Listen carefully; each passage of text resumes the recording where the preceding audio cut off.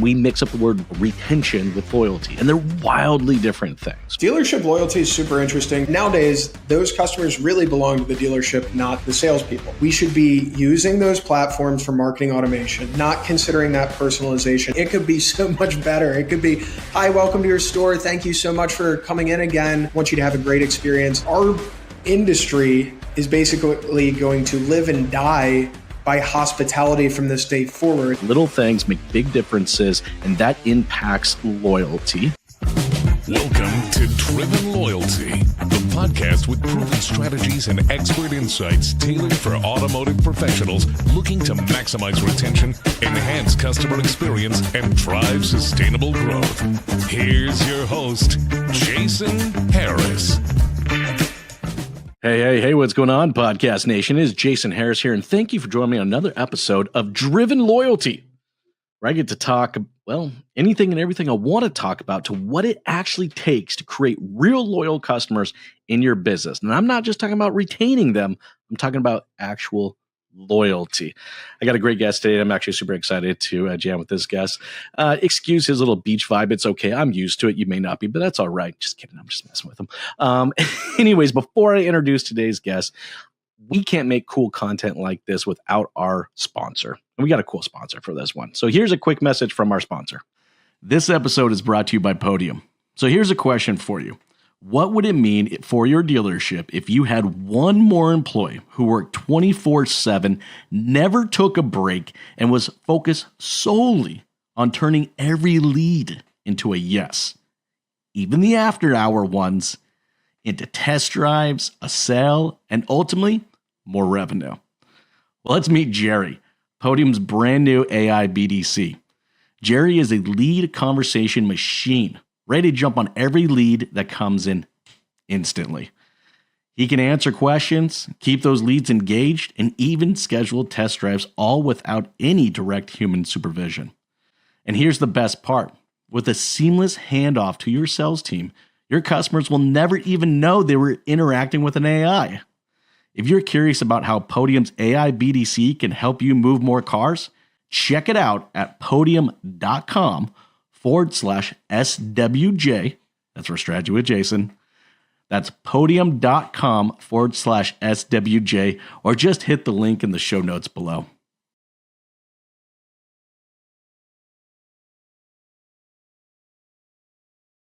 All right, guys. I got the one, the only, the oh so famous. He paid me to say it. I have Jon Frederick with Freddie Media. Jon, what's up, buddy? How you doing? Thanks so much for having me on the show. I didn't know you opened it with hey, hey, hey. I thought you were going to go with hey now in honor of Stern, but I guess you can just pay licensing to Bill Cosby instead.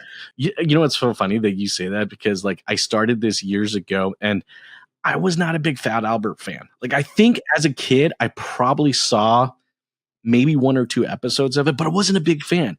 And so people ask me, they're like, where the hell did that come from? How did you start doing that? And it's like, I look back on the first podcast I recorded in 2015. I just opened, the camera came on, and for some reason, this inner Fat Albert came out, and I was like, hey.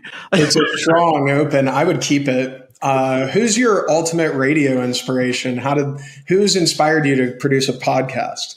Dude, that is a good question. I don't even know.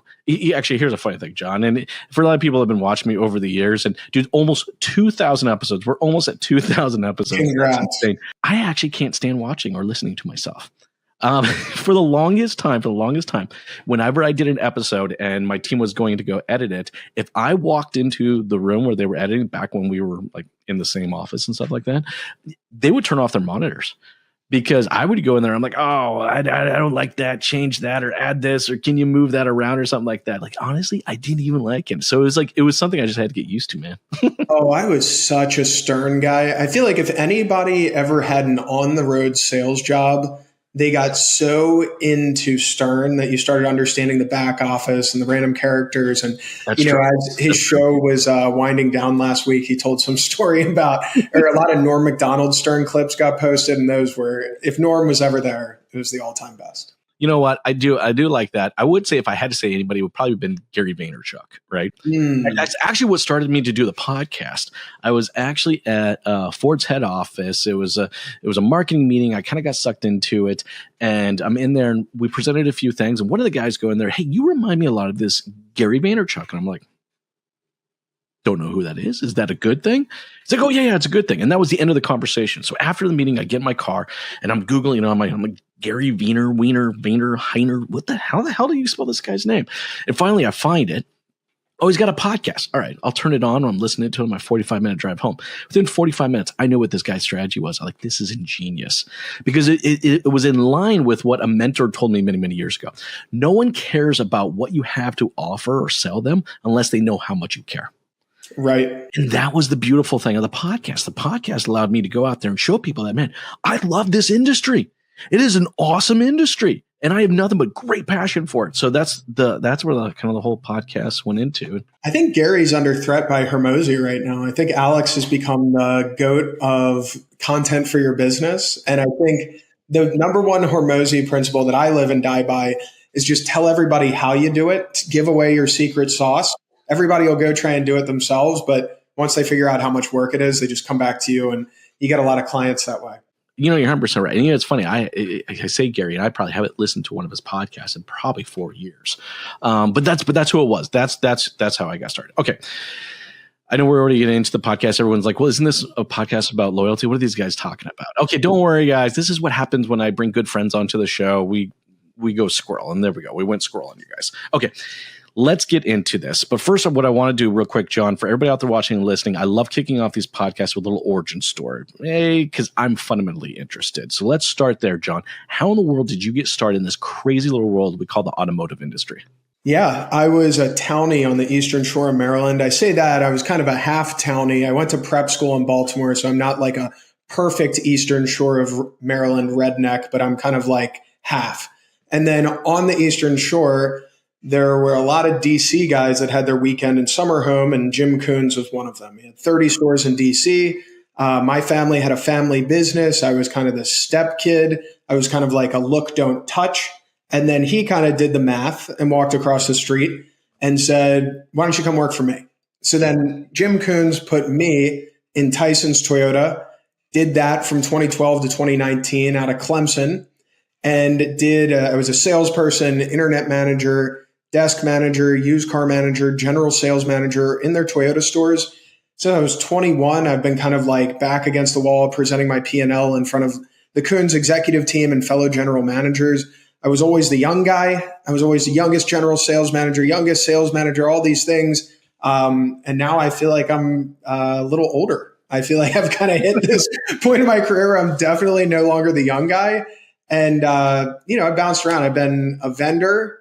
I was on the receiving end of a really cool moment in time where I got a bunch of leads because a social media account mentioned it, sold a bunch of car dealers product through it. And then from there, I helped bring that social media account to fruition on the business side. That was car dealership guy. And then after I kind of made my name doing that, I did it for a bunch of other people. I do it for Chris Kerner, Russ Flips Whips, George Saliba, Moving Merch, Benz and Bow Ties, Braden Shaw. I have a talent management company. We do marketing and training. Dude, I love it. Look, this is the industry, right? Once you get bit by the bug, you're not out. You're always just kind of find some way to reinvent yourself inside of it, right? So like, no surprise to me that, in your early 20s, your mid 20s, you got bit by the bug. And then now here you are, and you still, you're still in the vertical in some way, right? It's so funny. Look, I find people usually get into this business in one of three ways, right? They either stumbled into it through a fluke series of events. Okay. You happen to meet Jim Coon while he's away at his vacation home, right? Or they get born into the business, which I know for a lot of people out there watching and listening, you might fall into that category. Or like me, which I think a fair amount of it, you got conned into it. And I got conned into it. I admit I am one of those people that answered that newspaper ad that said, you want to make $100,000 a year, no education required, call this number. I remember my interview with Coons. It was really funny because I was 22 years old, and they said, you're obviously really smart. I think that you can work really hard, and you have a very high likelihood to sit where I'm sitting. They said, but it really just boils down to are you cool with missing all of your kids' soccer games, never going to like anniversary dinner with your wife, missing all the holidays? And they're like, if you can do that, you're going to make over $1 million a year. And, you're 22 years old. I can say, sign me up. It's like the easiest yes in the world, but rubber doesn't meet the road until you actually have all those things. That is very, very true. And I think there's a whole podcast that we could probably do just on some of those war stories. Actually, that might be a good idea. Okay, let's get into today's topic because I love this, right? Like the whole point behind driven loyalty is that I believe fundamentally as an industry, we've been focusing on the wrong set of data, right? We mix up the word, retention with loyalty, and they're wildly different things, right?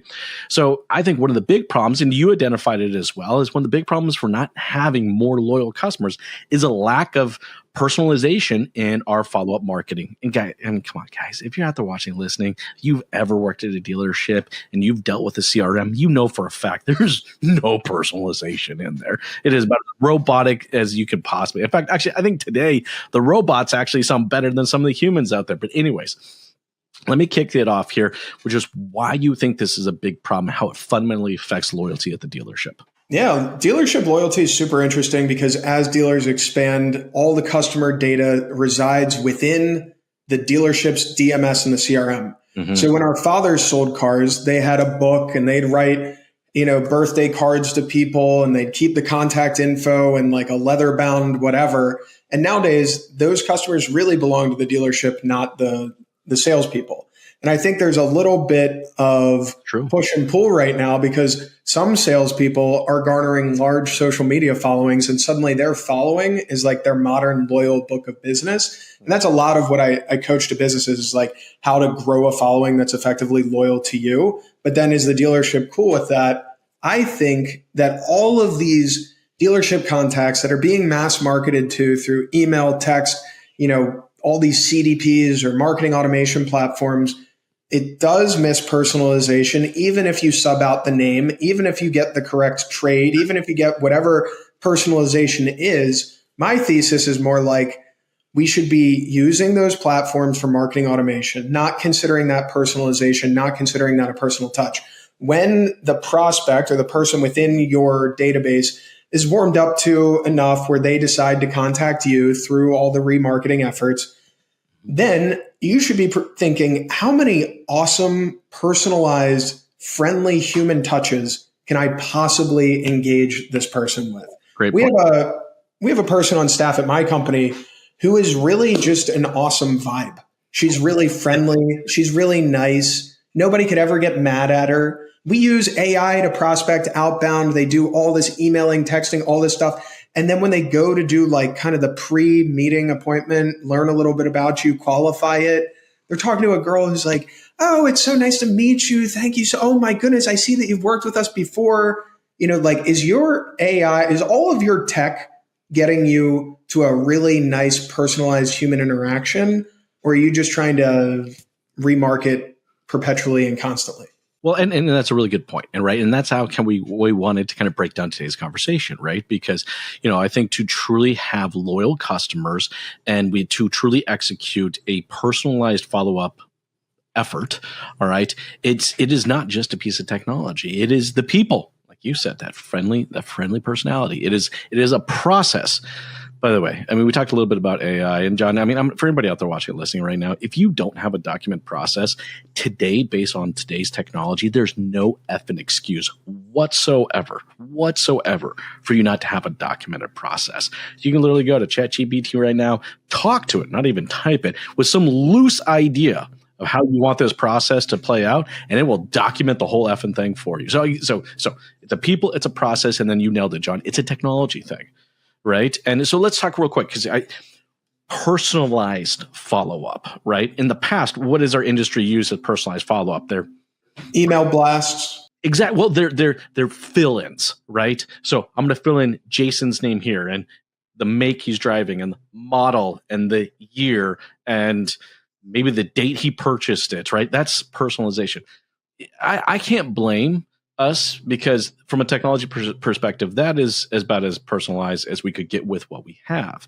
Like when we think about what feels personalized to us, and I'd love to get your take on it, it has context of me as a person. So go back to what you were saying earlier about old school, having the black book, What was? Yeah, I believe personalization is when you step out of the car, you are greeted by an employee, and it's effectively like a Ritz-Carlton experience. Yeah. Within that DMS resides all the information necessary to say, "Hi, Mr. and Mrs. Frederick. It's so nice to have you back at our store." Greeting somebody and welcoming them back and acknowledging them being a previous customer, and then saying something along the lines of, "Thank you so much for recently servicing with us." If you hit 3 points, "Thank you for coming back again. Thank you for recently servicing with us," then suddenly you're at an elevated experience that all the technology we have is capable of providing that information. But then we all walk up to the Fredericks walking through the front door. And we say, "Hey, how you doing? What are you looking for today?" And it's like, it could be so much better. It could be, "Hi, welcome to your store. Thank you so much for coming in again. Thank you for being a loyal service customer. We want you to have a great experience." Our industry is basically going to live and die by hospitality from this day forward. It's not really persuasive closing. It's, displaying your personality, kind of conveying who you are, and being really, really pleasant to deal with. You're 100% right. All right. The customers felt known by you, right? There are some great technologies out there. In fact, I know one that's in the service bay right now. And this is not necessarily new as much as it is just now becoming more popular, mainstream. All right. Every time the car comes in, it rolls over this set of sensors and it scans, including scanning the license plate, which now associates it to the customer. What pops up on the big screen so the person that is escorting them into the service bay sees their name. All right. Smart. So the door opens. "Welcome back, Mr. Harris. It's great to see you." Do I know you? Hold on a second. What? This is before, just as they're walking out the door. That type of personalization. See, I think we get confused is that, it's little things that make really, really big differences. And, it goes like, let's talk a little about people, because I think you got some great examples of this, right? Of people using technology to enable friendly encounters, right? Like the one I just gave you, like that's a friendly encounter of like, "Hey, I just drove my car into the service bay. Guy opened the door, said, 'Hello, Mr. Harrison, welcome back.'" Like they Right. know I mean, know. Jason, we have such an easy ability to understand customer lifetime value, the potential that you could get by not only retaining, but making sure they come back and evangelize your store. Yeah. That should be really the only purpose of technology, is empowering human interaction. I was the BMW championship this weekend was at Caves Valley in Baltimore. I grew up caddying there, and the standards at which you had to interact with people at Caves Valley was intense. There was over 10 billionaires as members there. You had to really, it went beyond personalization. You had to know wives. You have to ask what their children are doing. You have to display interest in members. And I do believe that, it's that sort of like customer service role, that hospitality role, that has a huge place in our business going forward. That Ritz-Carlton, that Caves Valley caddy person, that's who's going to ensure you're going to have a great experience. When I started off in the business, I was shocked how a lot of salespeople were arm twisting. A lot of them were pissed off at how long it took a customer to make a decision. It just face value day one in the industry. I was like, whoa, there is rampant entitlement. Yeah. There's people saying, "You're wasting my time." I don't know, it's pay plans or whatever. I totally understand the situation people are put in.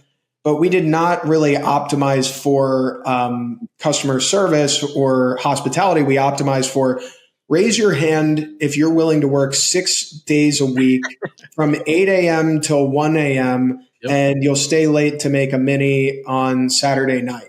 That's kind of what we've always optimized for, unless you were in a luxury Highline store.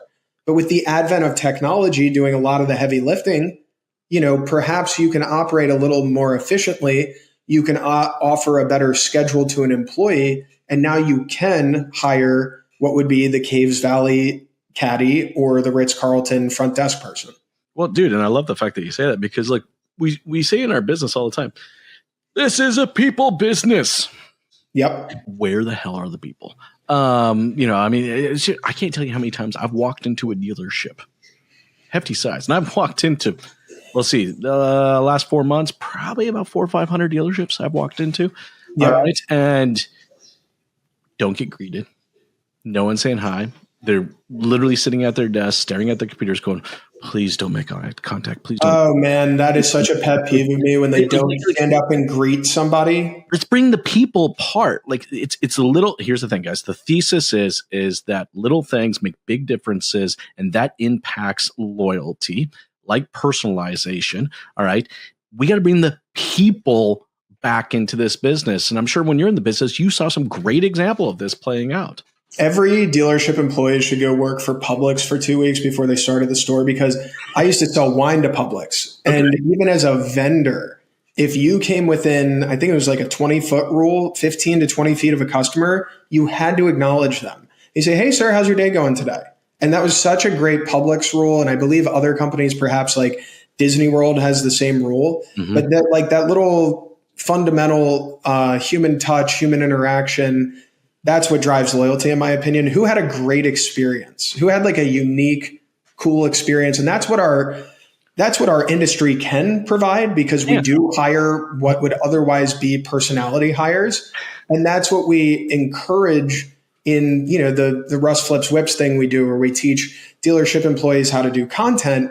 We really see this as an empowering moment where you give the employee a chance to build their own following, which is in effect reputation management, employee engagement and loyalty, because you start taking control of your own business. I think the reason the greeting isn't there, I think the reason that like the fine hospitality touches aren't there, is because that's not the salesperson's customer anymore. That's Mr. So-and-so's customer. That's the rooftops customer.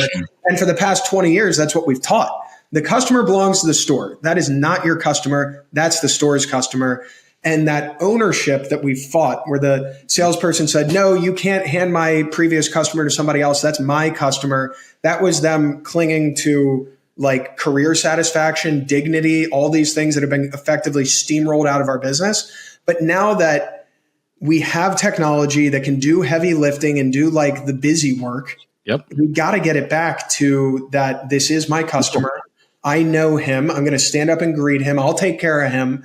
That's ownership and that's dignity. I mean, do you think who puts more pride in their career right now? Like an excellent realtor who's kind of running around town networking and knowing everybody? Is that? Well, I give Walmart more credit than most dealerships I've visited. At least they pay someone to sit there and say hello. Yes.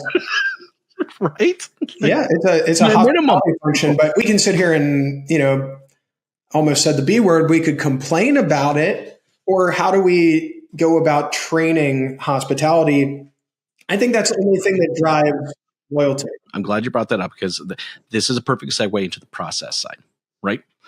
Because, look, guys, you're all out there watching and listening right now. I know that you are loyal to something. Maybe it's a food or a beverage brand, or maybe it's a clothing company or a chain of hotels. I definitely have mine. All right. And look, the little things they execute on don't just happen by accident.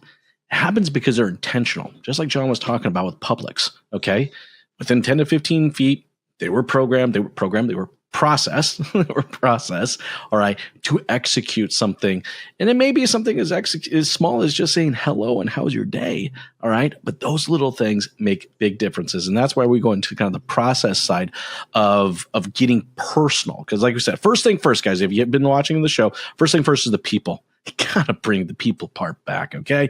There needs to be that handshake, that eye to eye, that friendly voice, all right? Like there's a lot of things that we do or we say without actually saying. Okay. So that body language, that all needs to be like, I want to feel like people want me there. That sounds crazy, but guys, I'm telling you, that's super important. Now let's get into the process side, Jon. How do we process, all right, that personalization and some of our follow-up marketing to ultimately create more loyal customers? Yeah. So how do we build the process? Or some examples. Yeah, I would say it really is simple things. It's, you have to have, right now we teach a lot of closing. You know what I mean? I feel like when I was at the sales floor, you had to know how to do a great TO. You had to force people to say yes in the moment. And that's kind of what came at the cost of customer service, I believe.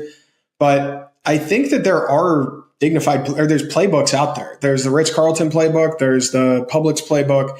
And then it really is just kind of the rules that you'd learn if you were a waiter at a restaurant.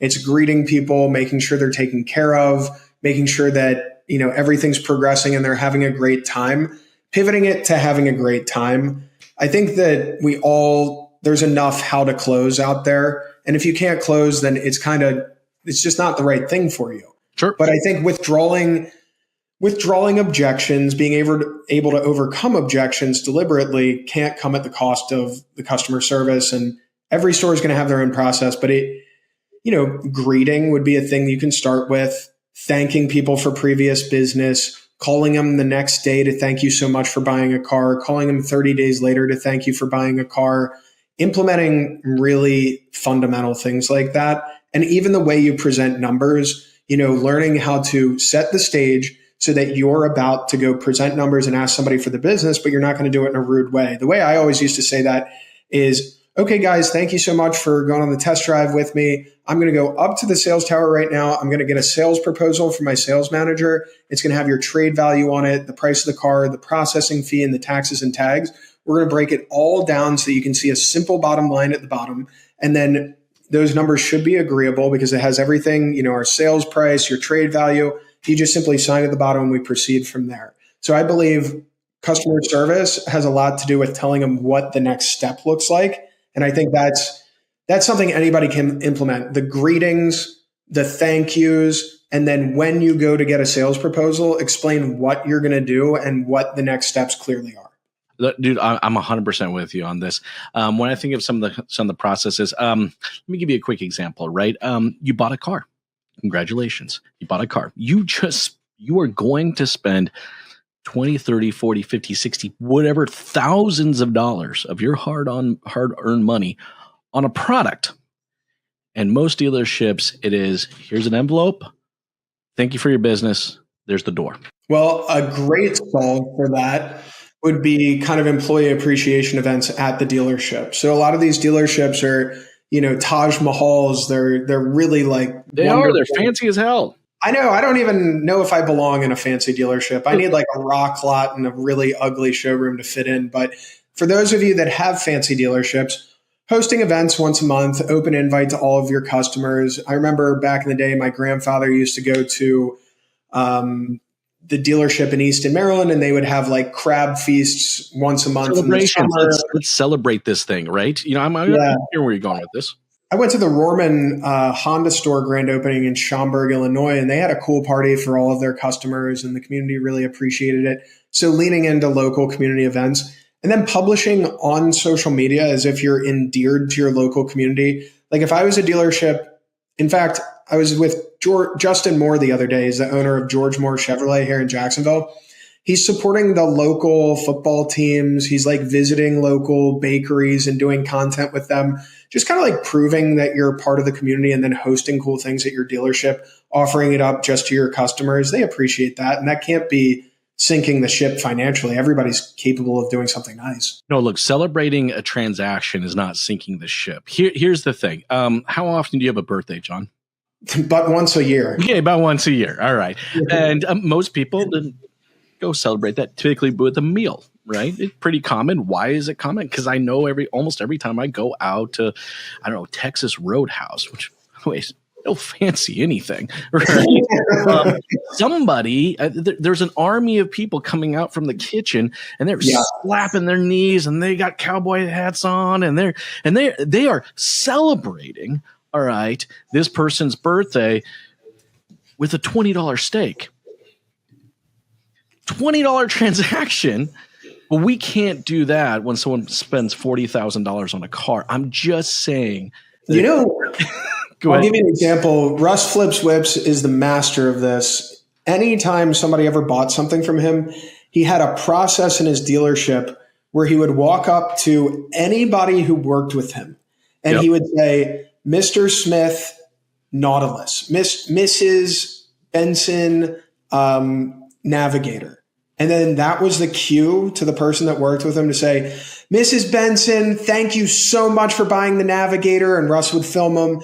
my name's John. I'm the general manager at the store. You're in great hands with Russ. If there's ever anything he can't handle, this is, you're welcome to reach out to me directly. Absolutely. Again, my name's Jon Frederick. So Russ invented, I really do think he's kind of like process. It's a process. He invented this process where he would walk up to like 4 people after they bought it, and he would say, Mrs. Smith, navigator. And then they had to turn around and say, thank you so much, Mrs. Smith, create a personalized video. He would take 4 or 5 of those, push them together. And when the person walked out of finance or right after they bought the car, he sent it to them.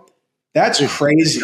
That's like the kindest, nicest little small town thing. I don't know if we all think we're like incapable of doing that or we're too busy or whatever. We're not incapable. I mean, come on. If a restaurant can execute that on a $20 steak, there's no reason at all that we can't execute what Russ does on a $40, $50, or a navigator, a $90,000 purchase. That's something we train all the stores. Like we've turned that into fundamental in our dealership training. And I don't think people see that coming. We're like, here's like a nice thank you. And they think we're going to come there and teach them how to do TikToks. But we believe, like we try and seep into the other pieces of the process. That's hyper personalization. All right. That leads to a meaningful impact because it's a little thing that's got a big impact, which ultimately creates loyalty. Now, I know we're getting towards the tail end of our conversation. I still want to talk a little bit about technology because you brought it up and I think it's phenomenal. But here's the thing, guys. I'm going to warn everybody out there watching and listening right now. If you're utilizing a piece of technology in your communication efforts or your marketing efforts, and it doesn't have context on who that customer is and what they own and maybe what they've said over the time they've interacted, then you're using a bot and nobody in the world appreciates that. And by no means are you creating any loyal customers. Anyways, John, what's your thoughts on this? Yeah. Are you injecting too many robotic conversations into your dealership's technology? Like do employees even like, or do customers even like that? Hell no. Because the other day I talked to somebody and they were like, dealership just checking off the proverbial box that they did it. Your scale is bigger, your leverage is bigger, but funnel your qualified leads to the happiest person possible. I remember, we hired a person here and like somebody was like, oh, they only made 15 phone calls that day. I was like, I don't care. I don't care how many phone calls they made. I just need somebody on staff for when they call in, they're greeted by somebody who's really happy. And I was like, if it's almost like the burden of an executive is to not let all the stress and the grind and your financial, I mean, like I bootstrapped my company, right? And I don't have like the biggest company in the world, but I do have a nice company with high revenue and good margins. And I am blessed to be able to pay 7 employees' salaries every month. And it's like, it's just injecting good human experience into it. Well, it is. It's human experience through technology, right? And guys, look, there are technologies out there. There are technologies out there, like the company that sponsors this podcast, Podium. But anything needs to have context, all right? Like, go back to the very first thing John said was about the person who had a little black book, right? And kept notes, or the caddy experience. You knew the wife, you knew the kids, you knew what schools they went to, the sporting things like that, all right? Look, technology needs to have context. If it doesn't have context, it's literally just an expensive paperweight. And all you're doing is just checking off a proverbial box that you communicated with someone. Guys, I think there's huge opportunities to utilize technology with our people, enhancing our processes, right? I mean, Russ's example or John's example of Russ, all right, is using that piece of technology, all right, in a process to execute a very personalized thing. This is what the ultimate goal should be, but it has to be a combination of these 3 things. All right. It's another thing, Jason, like understanding the client's family as well, or what they do. Yes. My wife runs a wealth management office and she manages maybe like 400 clients. I don't know. And she has notes on where their kids go to school. She has notes on what they like to do with their spouse. And they definitely do the happy birthday phone calls for everybody. And that you'd think in an extreme professional service environment, that might be kind of nominal. But I mean, as people age, as they become older, as they go through life and get divorced or some tragedies may happen, you sometimes are the only phone call to somebody on their birthday.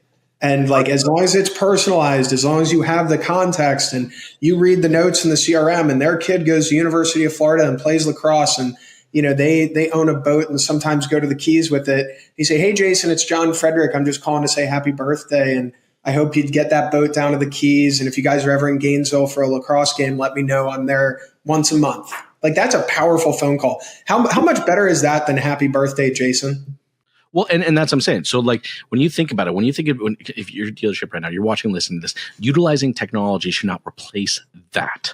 All right. What it should do is it should give your salesperson's time to execute on that. So when you're thinking like, I think too often we look at technology where it's like, we're just going to use it everywhere. No, but the objective needs to be for it to pick up some of the heavy lifting so that the people can go back to being people and just engaging the way people engage and making those type of meaningful connections. Wouldn't you say? Yes. And I mean, it can go really far. I am like a pretty psychotic sales guy. I try to tone it down nowadays that I have salespeople working for me. But, like when I look at my HubSpot and I look at a contract that I had out or a proposal that I had out to a company and I see that they opened it. And it might have been like they opened it 4 days ago. Sure. And then this morning they opened it again. I might just call them in the moment and not to twist their arm. Just say, hey, Mike, how's it going? I don't want to put any rush on you. I was just touching base. I know that, you were out last week and I wanted to follow up to see if you guys were still considering that. So that's like, I knew it was on their mind. I can visibly see that they just opened it. It's a very directed and appropriate thing for me to do, but I am using technology to do that. Well, see, that is a process that you are using technology and you're the person, all right, that is executing it. Like, guys, look, real loyalty. And going to the big problem we were solving today, all right, a lack of personalization and follow-up marketing, all right, the real thing that is needed here is a balance of people, process, and technology. And I can guarantee you, look, guys, I visit hundreds of dealerships, all right? If you aren't having real loyal customers in your dealership or you're not personalizing your follow-up marketing is because you have a full lack of imbalance in one of those three places. So just sit back, take a quick inventory, do a quick index, all right? When it comes to personalizing your follow-up marketing, are you including the people? Do you have the clean process? And is the technology ultimately supporting it like the way Jon just described? That's technology supporting a process that he's created to ultimately create a better people connection. Sum it up. Yeah, if I was a dealership to get started today, I would practice my greetings, seeing if the technology I have at my fingertips that I'm already paying for could empower them to be personalized and better. I would practice our thank yous, same thing, see if the technology we have could make them better. And then practice our personalized outreach, like a birthday phone call, see if we have the technology and the notes on hand to make those better. And then consider hosting an event at your dealership every once in a while. 100%. Humanize your dealership, make it a place people are welcome to stop by, and make it a place where your employees are proud to work and empower them to take care of their following. And don't be afraid of letting a salesperson consider that customer to be their customer. That's where the real estate market is right now. That's where wealth management is. Any consumer-facing executive, whether you're a lawyer, physician, realtor, they empower those people to treat the customer as if they're their own. Yep. And in the dealership world right now, we've got a little bit of an imbalance where the rooftop says that's our customer. Well, and that's the winning mix right there, man. That's the play, right? And guys, for out there watching and listening, I know we haven't necessarily touched on everything, all right, in today's conversation. I think we touched on a few things. Hey, Jon, for everybody out there watching and listening, I know who maybe like to connect with you, maybe continue some parts of this conversation or even learn more about what you're doing with Freddie Media. What's the best way to connect, Jon? Hit me up on LinkedIn. I've got a big following there. I kind of don't shut up on LinkedIn. So Jon Frederick on LinkedIn. We've got Savannah Sims is on the team as well. People always connect with Savannah. Russ is out there. Look for Russ. But yeah, hit me up on LinkedIn, Jon Frederick. We'd love to connect. Awesome. Hey, for everybody out there watching and listening, we appreciate you. The biggest compliment you can give us as content creators is to share the show. Seriously, it's the biggest thing you do. I know people out there like, smash that like button and hit subscribe and stuff like that. To be honest with you, that's great and all. All right. But the biggest compliment you can ever give a content creator is to share the show. If you got a manager, a colleague, or a friend that needs to hear some part of today's conversation, it means so much when you share that show. Jon, thank you so much for taking the time to jam me today. This has been a blast. You have yourself an amazing day. Thanks, Jon. Thanks, Jason. Thanks for tuning in to the Driven Loyalty Podcast. Don't forget to like, comment, and share. Happy